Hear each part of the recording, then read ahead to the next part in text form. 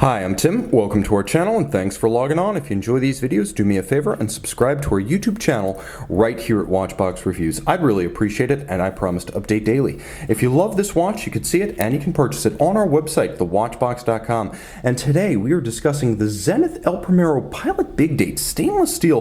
This is an unconventional pilot's watch, not just by Zenith standards, but by the standards of the industry at large. An extraordinary 42mm watch, tastefully, predominantly of satin finish in stainless steel. It's the presence of a mesh-style dive bracelet that renders this pilot's aesthetic almost singular. On my 16cm circumference wrist, you can see the 42 doesn't wear large. Its span lug-to-lug is 50.3mm, but it actually feels like less. I can recommend this watch for a wrist as small as 14cm circumference, and again, my wrist at 16 gives you scale. It's not a thick piece at 13.8mm, but nor is it particularly thin. The spacing between the lugs, as you can see, is a broad 21mm, so though it has a vintage straight bar interface, nevertheless it is broad planted and contemporary.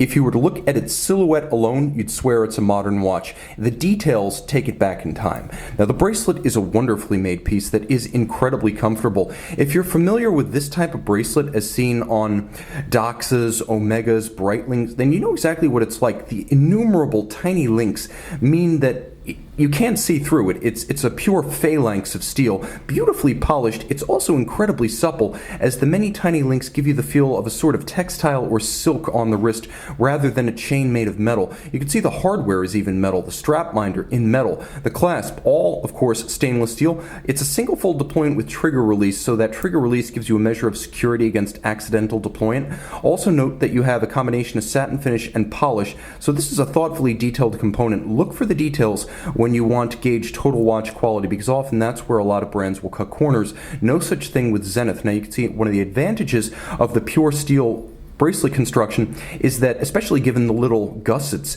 there is no gouging those apertures, so it's almost like a bracelet that's built like a strap with all the comfort and adjustability that entails.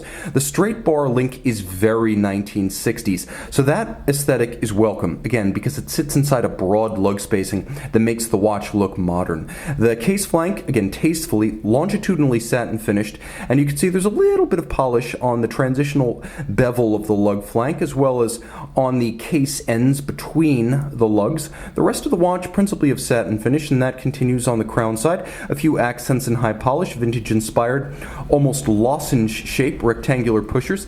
The dial of the watch is a no-nonsense instrument style matte black. Let me bring in a polishing cloth to relieve this watch of some of its fingerprints, which I have to admit are my own. So the dial of matte black is highly glare resistant. You can also see it's nicely balanced with a vintage look. Twin register, you have constant seconds and chronograph minutes, and then you have chronograph seconds at center, slightly blackened hands to contrast a little bit less with the dial and clash a little bit less. There's a telemeter rather than a tachymeter outboard, which you can use to gauge the distance of, for example, an explosion. That's where the telemeter came from. It was used for spotting field artillery, so the idea is that you know the speed of sound at sea level. You have a chronograph, and then you have the telemeter scale, and those three features will give you the distance of a report or an explosion. There is a double date down at 6 o'clock, and as you can see, it features a quick set functionality that allows you to rapidly cycle it. You'll also appreciate the fact that what appear to be printed numerals are in fact solid blocks of superluminova that are applied to the dial, so stand by for a Lume shot. It's going to be epic. You'll also note that the chronograph ticks away with a smoother sweep than a conventional movement, and that's because it is the hallowed Zenith El Primero. Here doing business as El Primero caliber 4010. 31 joules, automatic winding, 10 beats per second, 36,000 vibrations per hour.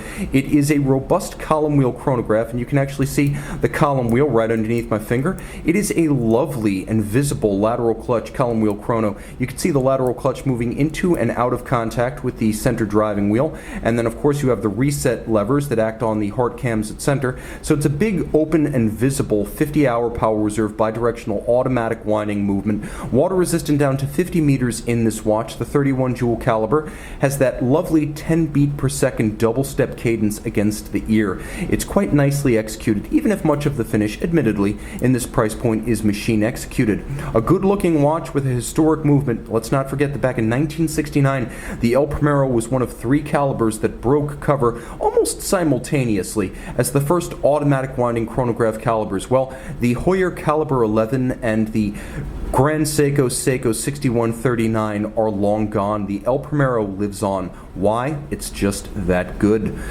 Join the pantheon of great chronograph calibers in a most fetching case with this Zenith El Primero Pilot Big Date.